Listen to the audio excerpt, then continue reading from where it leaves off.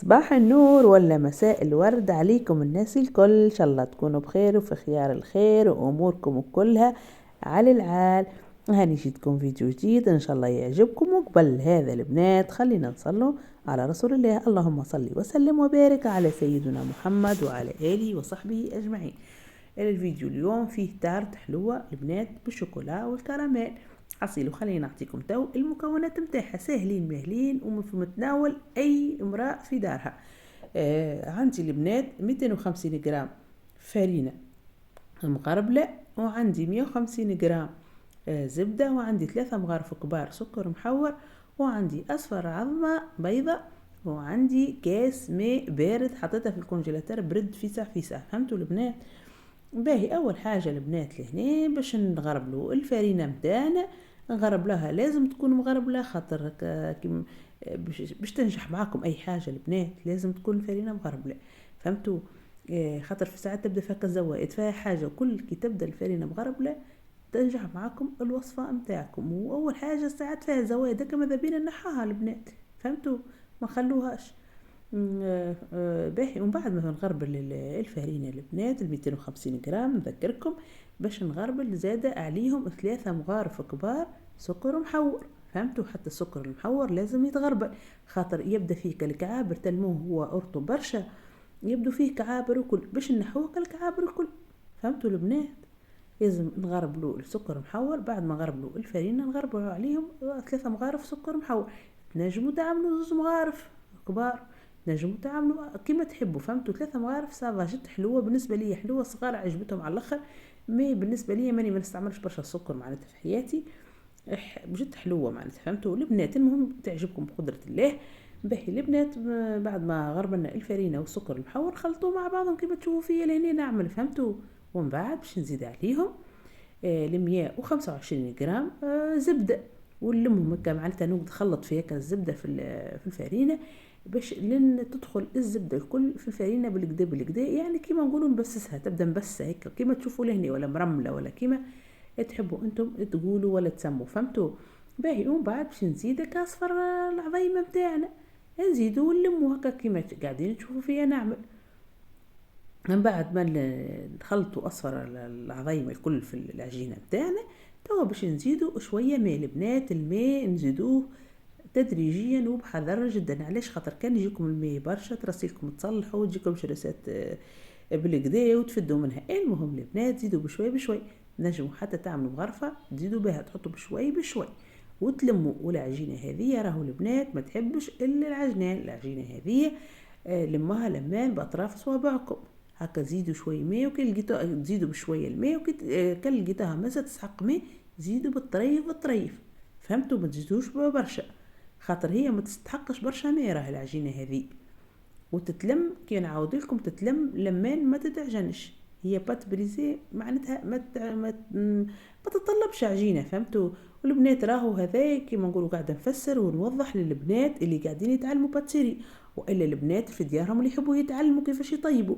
معناتها فيديو تعليمي للناس اللي ما تعرفش، باقي الناس اللي تعرف هاني تعرف. فهمتوا؟ باهي البنات كيما قاعدين تشوفوا هاني لهنا نقعد نلم في العجينه متاعي لمان لين تحصل على عجينه متماسكه وطريه. فهمتوا؟ بين يدينا معناتها لا تكون عجينه متاعنا يابسه ولا تكون طريه برشا، لازمها تكون قوامها باهي. تو بعد تشوفوها كيف بعد ما لميتها كيفاش تحصلت عليه. وهاي لهنا هي العجينه متاعنا البنات بدت تتلم راه. فهمتوا؟ شوفوا هكا نلم فيها لمان هاني ما نعجنش وقاعدة نوري فيكم، وتو استعنت بايدي الاخرى هكا نلمها لمان. فهمتوا؟ هكا شوفوا لين الصحن ولا الصحفه اللي تعملوا فيها ما يقعد فيها حتى شيء تتلم لكم. شوفوا قاعده نكعبر فيها هكا باش نعمل هكا كويره. البنات صدقوني محلاها جت العجينه تهبل تهبل طريه ومحلاها وملمومه بالكدا، مكوناتها الكل متجانسه.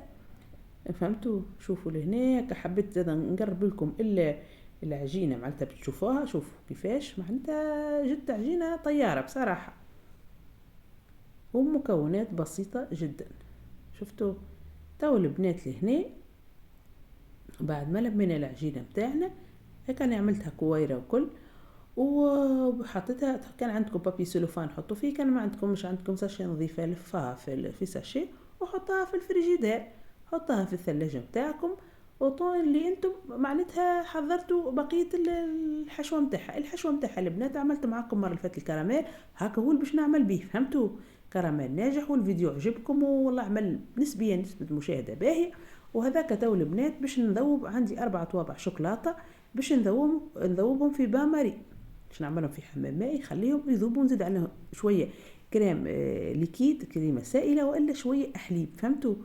وكهو نخلطهم مليح مليح ويكون حاضر معنا. عندي شويه كاكاويه زاد هذيك باش نحمصها، تو بعد نوريكم باش نحمصها شويه، وتو نوريكم بقيه المراحل الكل. المهم الحشوه متاعها شوكولا وكراميل، وكان عندكم شويه كاكاويه وكهو. باهي البنات، ولهنا بعد ما ارتاحت العجينه بتاعنا خرجتها من الفريجيدير، وهاني لهنا نحل فيها الطاوع بالكدا بالكدا. ما تستحقوش البنات حتى تعملوا بابي كويسون معناتها باش تحلوا بيه، تنجموا تدهنوا حتى ترشوا شويه فرينه على القلقال نتاعكم وتحلوا عجينتكم سهله ماهله معناتها ما بدون تعقيدات يعني، فهمتوا؟ شوفوا هنا نحل في العجينه بتاعي، حاولوا حلها على الاكبر شويه من مثلا ولا قد المول بتاعكم اللي باش تطيبوا فيه بتاع التارت. شوفوا لهناك باش نحلها وباش نحطها دهنتها شويه معناتها التفال متاعي بالزبده، تنجموا تدهنوش هي راه فيها زبده ما تشدش، فهمتوا؟ هكا لهنا زدت دهنت القلقال رشيت عليه شويه فرينه، وباش نهزها العجينه بتاعي باش نرولها، خاطر باش نحطها في المول بتاع التارت. شوفوا البنات لهنا هكا حطيتها، ما تخافوش منها العجينه كي تبدا مرتاحه في عقلها وكل شيء معناتها وناشحه معناتها، حتى كيف لميتها جتكم كيما قلت لكم لا هي طريه برشا اكثر من اللازم ولا هي يابسه، راهي تطوعكم وتخدموا بها ما شاء الله وسافا اموركم واضحه. البنات هناك الزوائد وكنا نحيطهم بالقلقال، كان فما شيره معناتها ماهيش كامله وكل شيء تنجموا تنحولها وتلصقوا فيها، ما فما حتى مشكل، فهمتوا؟ المهم تستوها وتقداها بالكدا بالكدا باش تجيكم مرتوبه مزيانه. خاطر بصراحه الفينيسيون راهي مهمه برشا، فهمتوا؟ الفينيسيون بتاع الحاجه اللي تعملها ديما البنات حتى تتعلم كل شيء ركزوا على الفينيسيون، فهمتوا؟ مش ساعات يقولك المهم تكون حاجه بنينه، لا تكون بنينه هذيك لا جدال فيه، لازم تكون حاجه بنينه وزاده لازم تكون زاده الحاجه منظرها مزيان، خاطر العين هي اللي تاكل قبل الفمره، فهمتوا؟ لازم تركزوا في الفينيسيون تاع اي حاجه تعملها، مش كان في الماكله، في اي دومين انتم فيه الفينيسيون راهي عندها دور كبير كبير كبير. الواحد يشوف الحاجه بعينيه قبل ما يذوقها معناتها، ولا قبل ما يلبسها مثلا، كان حاجه اخرى خياطه ولا اي حاجه، المهم ديما العين هي راهي اللي تحكم على الحاجه قبل. شوفوا اللي هنا البنات اللي نستوي فيها كرديتها محلاها مزيانه. تو البنات نقوبها بالكدا بالكدا بالفرشيطه، وراني حطيت الفور يسخن باش يسخن شويه، ونحط التارت متاعي نطيبها. كي تنقبها البنات راه ما تنفخش معاكم، رغم ان شفتوا البنات هي راه ما فيهاش خميره، اما تنفخ. انقبوها بالكدا معناتها تعملوا فيها ثقوب برشا بالفرشيطه متاعكم، وحطها في الفور. كي تراها هيك طابت بالعين، تراها طابت وحمارت هكا شوي، خرجها هكا هو. المهم الفور متاعكم حطوه على 180 درجة، حطوها مدة 25 30 دقيقة 35 دقيقة على محلها كل واحدة والفور متاعها، فهمتوا؟ المهم حطوها على 180 درجة. وتو البنات كي حطيت التارت في الفور متاعي، جبت لهنا هكا الكاكاوية وحمصتها في الاير فراير، فهمتوا؟ حمصتها هكا وباش نقشرها وباش نستعملها باش شوي باش نهروشها شويه، وجزء باش نخليه معناتها باش نزيد نحيه شوي، وجزء باش نخليها كاكا نزين بيه. وهنا البنات طابت التارت متاعنا، خليتها شويه هكا بردت، ومن بعد جبت الكاكاويه المهروشتها خشينه شوي، فهمتوا؟ حطيت منها هكا شوي، وباش نزيد نحط منها حتى كعيبات من صحاح وكل، خاطر الصغار خاصة بنتي الصغيرة ممكن تخنقها كي تبدا الكعبة كبيرة. المهم حطيت شوية، المهم هروشة ترويش، حبيت نحطها هكا تحبوا تحطوها تقسموها على زوز مثلا وتحطوا كيما تحبوا انتم. المهم وتو لهنا جبتك الكراميل متاعي، وباش نصب الكراميل على التارت كلها، نحاول نغطي هكا الكاكاوية متاعي بالكراميل. عملت شوفوا محلاها التكستير متاعها البنات، عملتها مدة هكا 7 ولا 8 ايام ولا اكثر، وشوفوا قاعد كيما هو. استحفظت به هكا في حكة معقمة عملتها والله في الفريجدار اللوطة عادي معناتها، وهاكم تشوفوا فيه كيفاش ما شاء الله معناتها القوام متاعها. فضلت لي شوية ان شاء الله تو نعاود منها، خاطر بصراحة التحضيرات هذه والله تسهل، فهمتوا؟ تسهل برشا كي تعملي حاجة تلقي التحضير معناتها محضرة حاجات يسهل عليك الحاجة، ما تبخليش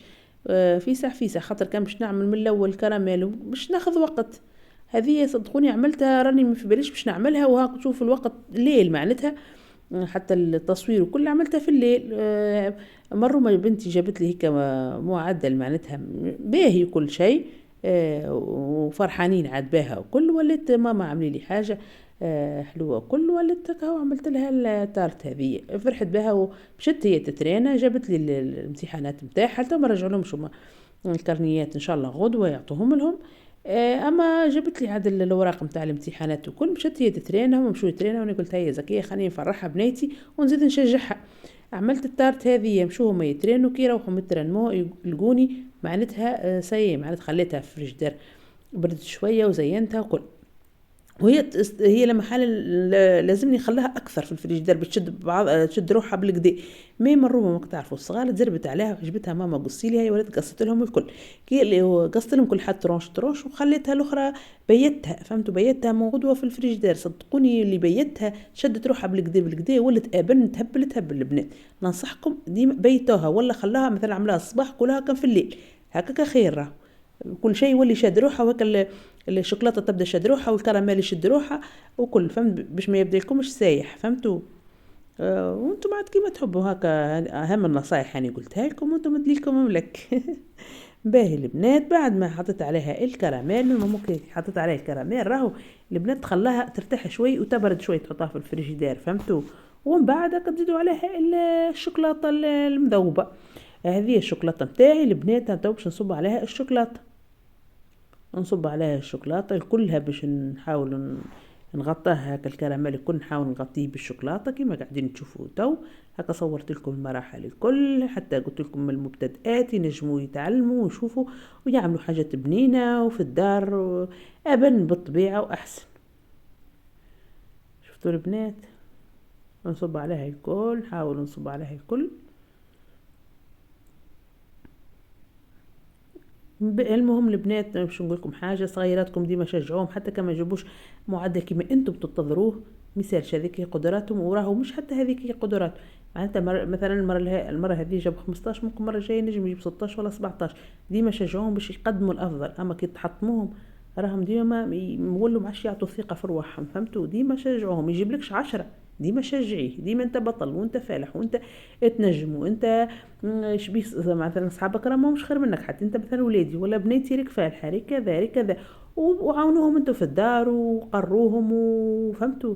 ديما معناتها كونوا انتم وراهم وساندهم وكل. ورد بالكم تحبطوا صغيراتكم، ربي نجح ان شاء الله صغيراتنا الكل، وفرحوهم بحوايج حلوه، بحاجه يحبوها، باي حاجه يحبوها هم مثالش.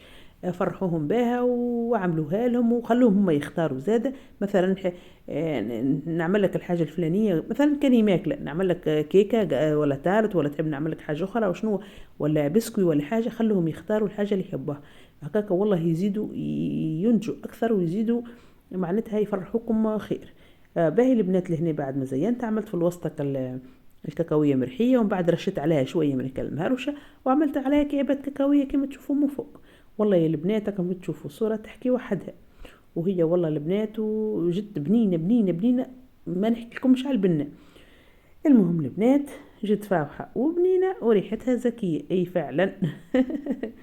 البنات ان شاء الله تكون عجبتكم رسالة اليوم، وان شاء الله تجربوها وتقولوا لي راهي جربناها وعجبتنا. البنات خليتها ارتاحت شوي فيما جيت قلت لكم مرومه بنتي مترنمو.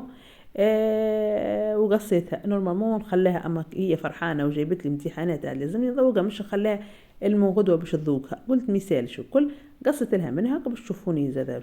صورت لكم معناتها كيفاش قصيتها، واعطيتهم منها كل حد ترونش وصورت لكم شويه زاد حتى في الاخر من لما حالة جيت باش نصورها تزربوا عليا، لقيتهم لا، قلت لهم خلوا حتى الطرف هذيا توا نصورها. كيف تبات راهي تشد روحها اكثر وخير تكون. فهمتوا؟ هاني اللي هنا باش نقص منها، رغم انها مازالت طريه هيك شوي. حطيتها في الفريجيدير، شدت روحها شويه، ما خلوهاش معناتها الحقيقه، شدت روحها بالكدا، اما صافا معناتها.